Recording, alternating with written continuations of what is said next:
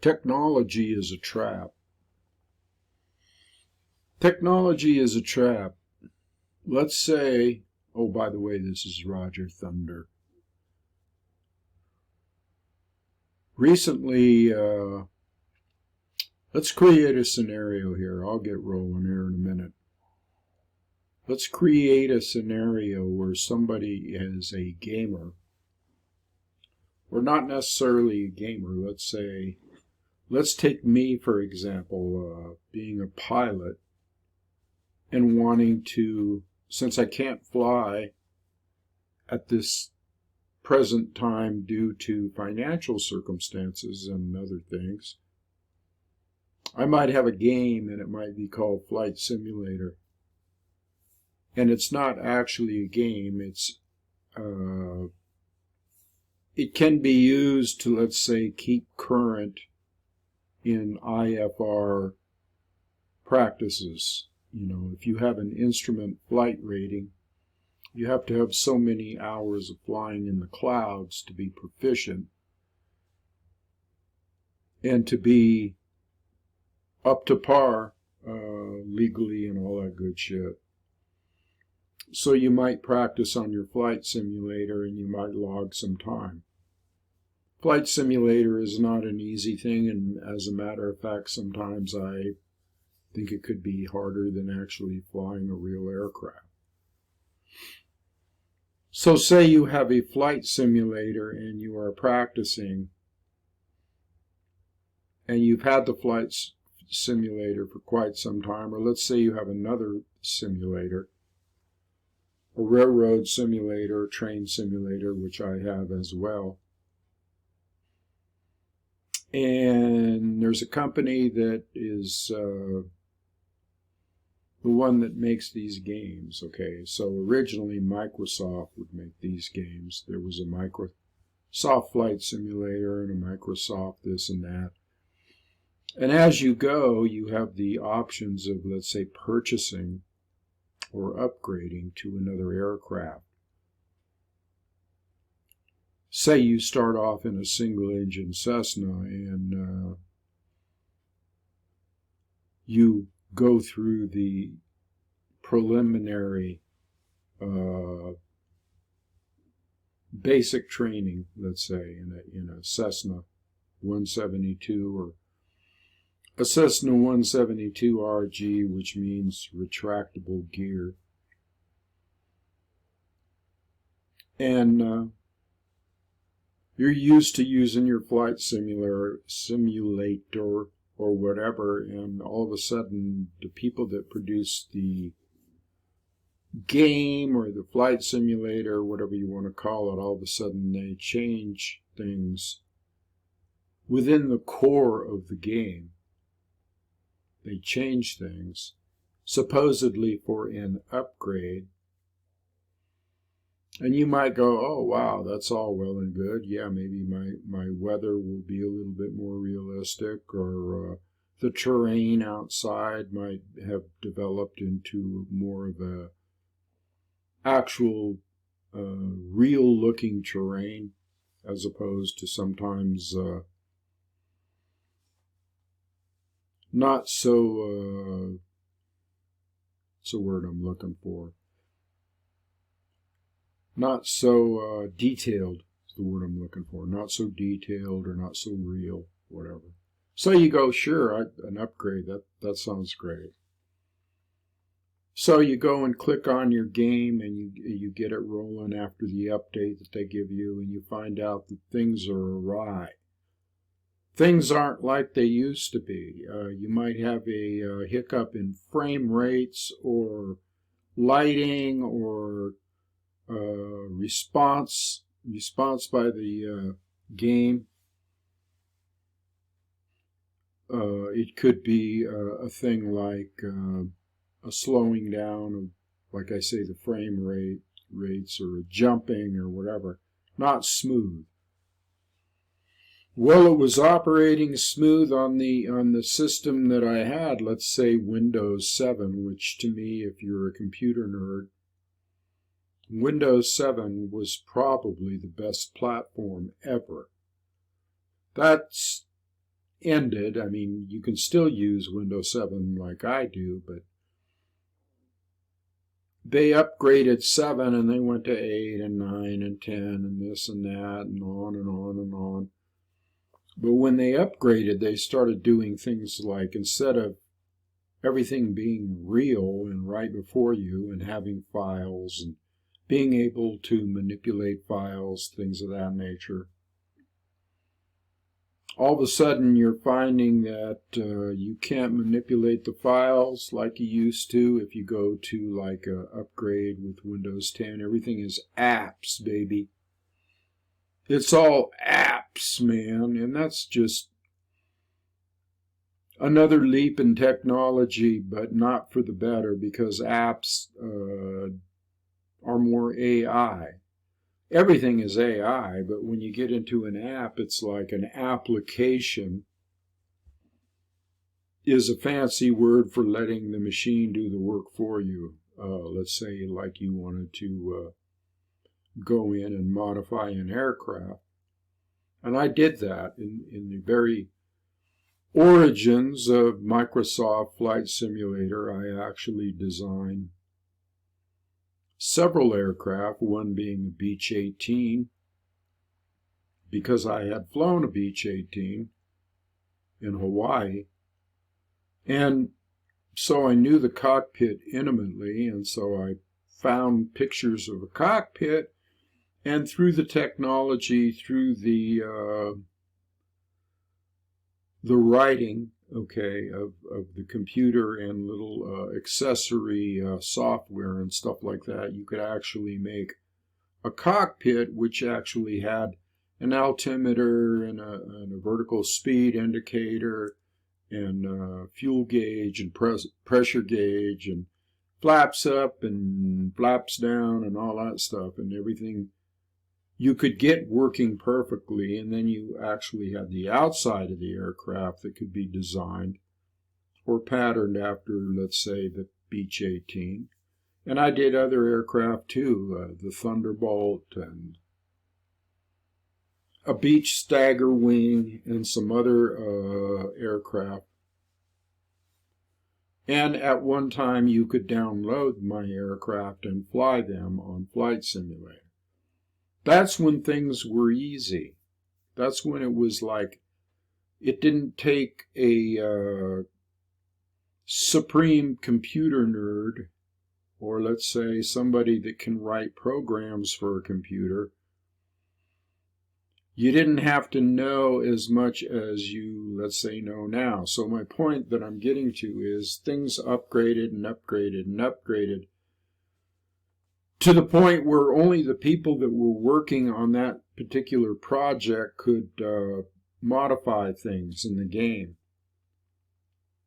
And the game became more, let's say, occult, in the sense that it was hidden knowledge that only certain programmers had or certain programmers could do. So when they release these updates, things don't work like they should at all, because let's say you're running Windows 7 and they design the update for Windows 10 or Windows 11 or whatever. Well, somehow that doesn't work quite the same as when you're running Windows 7. You have to have the update in technology as far as your computer.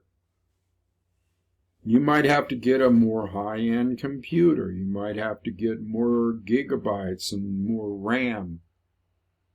And I know about this stuff because I've rebuilt several laptops and upgraded some computers that I already have. So I know, what you can do and what you can't do. So what they do is they, you might be using your computer and notice a pop-up that says, after this certain date, we will no longer support Windows 7, or there will no longer be updates. The point I'm getting at here is technology has you by the balls, baby. Has you by the balls. I mean, you can apply this to a phone too. Let's say you have iPhone, the latest iPhone release, and you're going along fine and you're getting updates, and then all of a sudden you might get a little flag that pops up that says, this update, in order for you to get new updates, you have to transition to a newer phone. And incidentally, by the way, these newer phones, let's see, they could run about $1,000. Or let's say you wanted to go out and you wanted to buy the latest laptop computer for gaming and all that stuff. Well, you're looking as high as $1,200, $1,300 for something that just runs as smooth as a baby's ass, let's put it that way. So this is a good example of where we're going with the whole AI thing. And yes, I'm familiar with AI in the games as well, because you have to have AI in, let's say, flight simulators in order for the clouds to roll by outside the aircraft, or in order for you to encounter another aircraft, let's say 1,000 feet above you or 1,000 feet below you. What do you think is running that aircraft that you're watching outside the window? Well, it's AI. It's artificial intelligence. Or let's say you're in train simulator and you're in a locomotive and you see another train coming down on the opposite track, going the other way. Well, that locomotive originated in infinity, and it will dissolve into infinity. It will just go by you at that particular time in the game. And when you're digging into the game, when you're trying to, let's say you want to create a scenario, you want to create your own scenario where you have a aircraft coming at you, or another train, or something of that nature. Well, then you have to know how to do program writing a program. So half the stuff that you see on the screen, let's say in one of these simulations, little of it is artwork, and about 75 to 80% is getting out a file and writing a file with characteristics in it, like you're going to be so high in the cockpit, so you put that in there, or you're going to be able to have a virtual cockpit, so you program that in there, or you're going to be able to look out the window on the train and see that you have certain markings on the engine. And you're going to be able to either look out of the train or not look out of the train, depending on the programming in there. So everything is programming. That's how it's done. So when they go to upgrades, let's say you're using Windows 7 and they go to an upgrade to, in a game, and it requires Windows 10, then you're shit out of luck in a sense, because you would have to go out and buy another computer.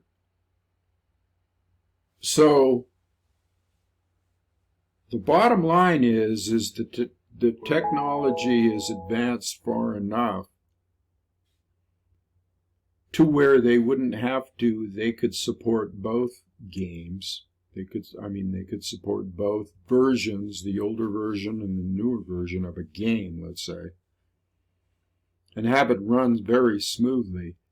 But they choose not to leave in the option of being able to support the older work, the older game, the older platforms, that type of thing. And they know what they're doing, okay? So what they have done, now let's get back to the iPhones and the computers as well, and the platform. What they have done is made it so that you can't run on older platforms, and you must buy the new phone.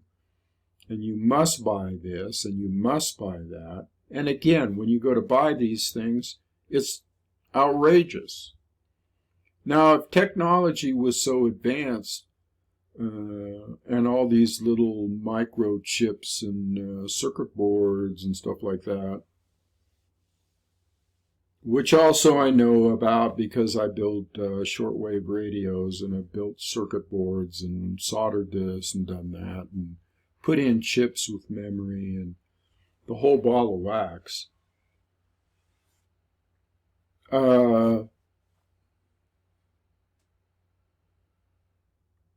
It should be less expensive by just looking at the materials that are used now and the materials that were, say, used back in the old days. If you go back to the old days, to cathode ray tubes and radios and shortwave radios and stuff like that, it was pretty straightforward. Plug it in, it works, you know, you got filaments or whatever. And wiring. So you would think that that stuff on a big heavy chassis, and I keep thinking about asses, that's why I said chassis. Chassis.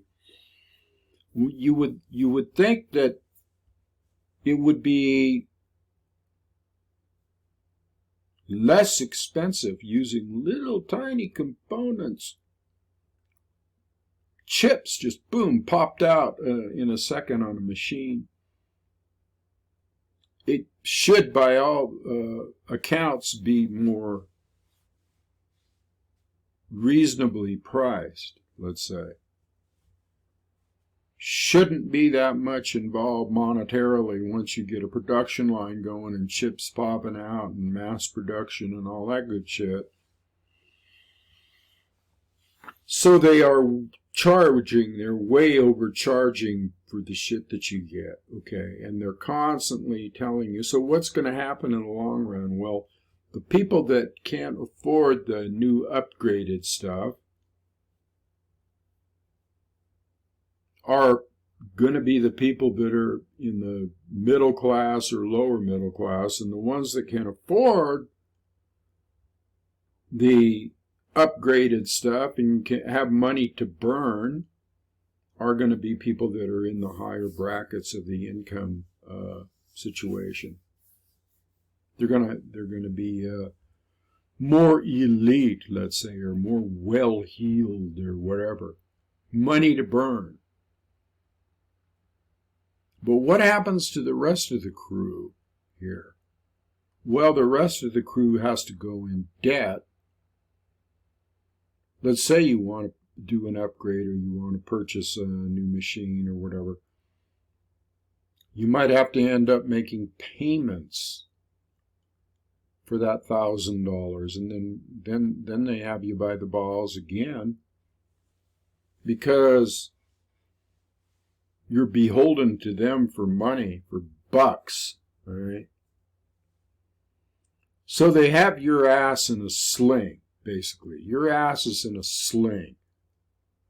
You're kind of in between a rock and a hard place.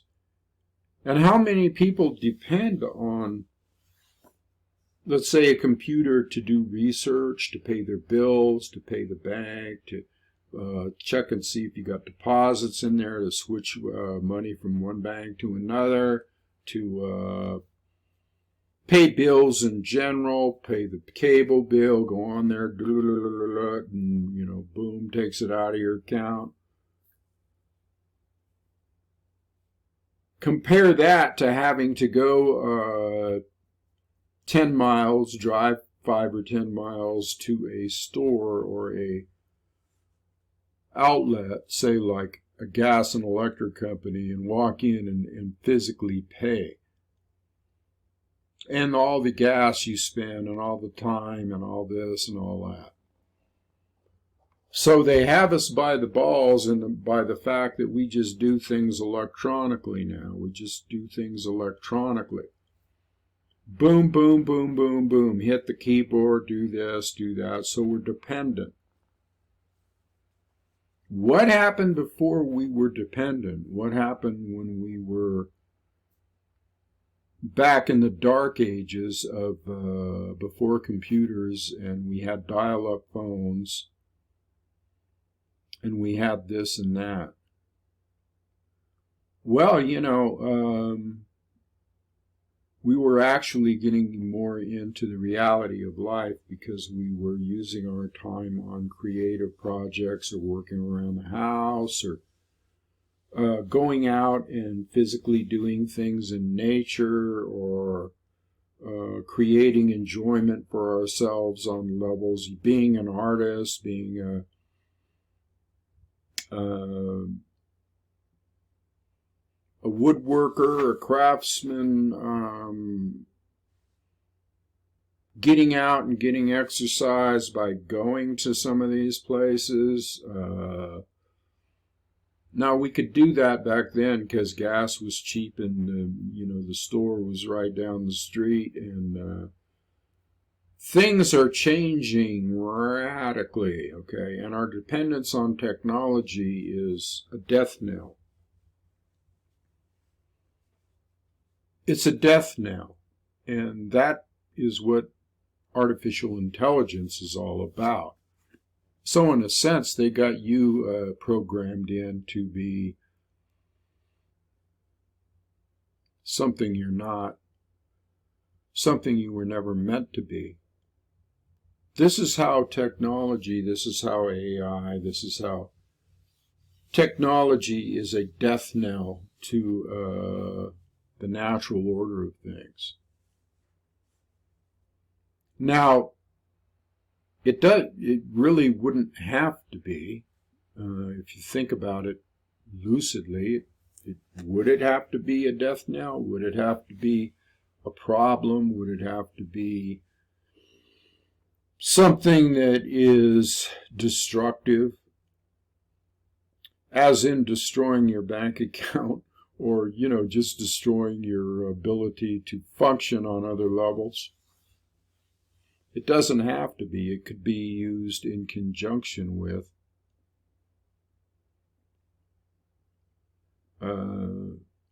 other things, okay? It could be used, let's say that the technology was 100% used towards increasing your capabilities to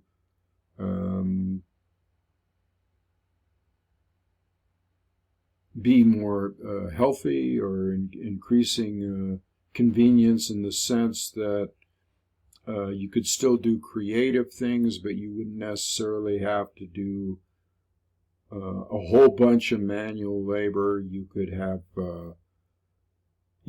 that covered a little bit by technology, and I think you get my drift here. Technology could be used for saving lives, not destroying lives, or for improving the human condition, and not with AI necessarily.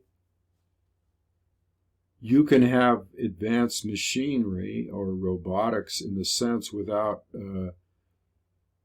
giving your control over to a machine. In the early days, when they created the assembly line, when they created let's say robotics to be able to build an automobile, well, yes, that put a lot of people out of business because they said, the guys in Detroit that worked at the car factory said they'll never have a machine that can replace what I do. They'll never be able to solder this and do that and put this part in there. Well, that was short-lived because, yes, they did have robots that come in, put the parts in, do the soldering, boom, down the assembly line. This is really a can of worms here that we're in. This is a can of worms. It's like Pandora's box. You know Pandora, don't you? It's pretty pretty daunting to look at some of this stuff. So where are we going from here? Where are we going from here? Because now technology has gotten to the point where they're delegating authority. Hell, I saw a robotic dog the other day on a video, and I'm sure you've seen it. That thing looked fucking mean, man. It was a combat dog, and it walked like this. It walked just like the Terminator. It walked just like the Terminator. It strode along. Actually, it looked partially human, and it had this head that swiveled around, and I think that they can even put, like, guns on these things, okay? For future combat. I mean, think about a movie. Think about a movie. What does that remind you of? What movie comes to your mind? Well, the one that comes to my mind is Terminator.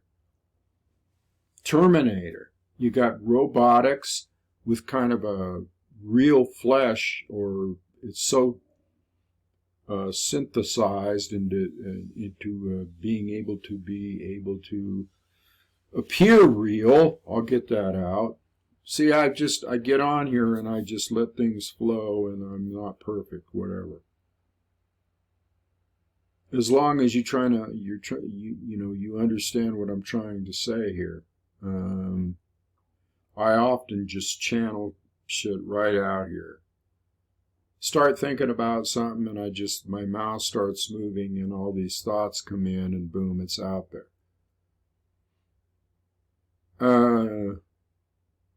So where am I going with this? Well, hell, I don't know. I have no idea where I'm going with this. But I have said enough words and put out enough thoughts on this subject to make you think. To make you think about, where do you want to go? Where do you think this should go? Are you ready to give up a certain amount of freedoms for being entertained? Or making your life easier? Or hell, even writers, I mean, they use their software for editing and all that stuff, which makes things sometimes easier. Sometimes it doesn't, though. And then, speaking of writing, see how things just flow out of my mouth, and I segue into one thing. Speaking of writing, how about spell check? How about spell check? When you go on there and you spelled something wrong, and you get lazy and you just click on there to see how it's really spelled, sometimes the goddamn machines don't know what the fuck you're talking about. Which goes to show you that even though they're intelligent, they're not that intelligent. Say you misspell a word like baseball or something, you spell it wrong and you click on there, and it might give you a totally different word than baseball. It might give you another word, that's similar, spelled similar, bareback, or something else. They'll give you a totally different word, and you're sitting there going, you dumb fucking computer. Don't you know what I'm looking for here? So computers on that level can't always be trusted. Can't trust them at all. Matter of fact, actually, my mantra is I hate computers. I really do. I remember when I first started getting into them, man. I had a girlfriend, a wife, and subsequently a girlfriend and subsequently a wife that was she was a nerd, and she was into DOS and all that stuff, the zeros and ones behind all the computer bullshit. She taught me about DOS, and she taught me, and we were hooking up on the internet with landlines, the modems and all that stuff. So I've seen this go in just a short period of time to almost archaic computer stuff with giant computers to going down, down, down, down, smaller and smaller, little tiny chips. And, you know, I mean, chips, nanochips could be put into shots or anything. It's just mind-boggling. It's just mind-boggling where it's gotten to. Nano circuitry. Hell, they could put it in food for all that matter. They could put it in anything, you know. They could put it in a commodity that is used regularly, like mayonnaise or whatever, you know. And you would never fucking know it, and maybe they're already doing it. So you got to wonder sometimes when they, you know, when these scare tactics come out about, let's say, with injections or whatever, why would they need to go to that length when they can do it so subtly? When they, you know. So half of this shit is scare tactics as well. The two go hand in hand. I'm going down a deep rabbit hole here, you know. I'm not sure I want to go too much further down this rabbit hole. I'm not sure about where I want to go with this. So, but I'm putting enough information out there for you to realize that you're all being scammed. We are all being scammed, and we fell into a trap, which is almost like it's hard to kind of back out of, because how do you go back to dial phones, and how do you go back to landlines? Well, you don't. They've made that so expensive now, at least in this country, that if you wanted to get a landline to call somebody instead of your cell phone, you would be paying exorbitant fees for long distance, stuff like that. Which now I can call my son cross country, and you know, it's all the same charge.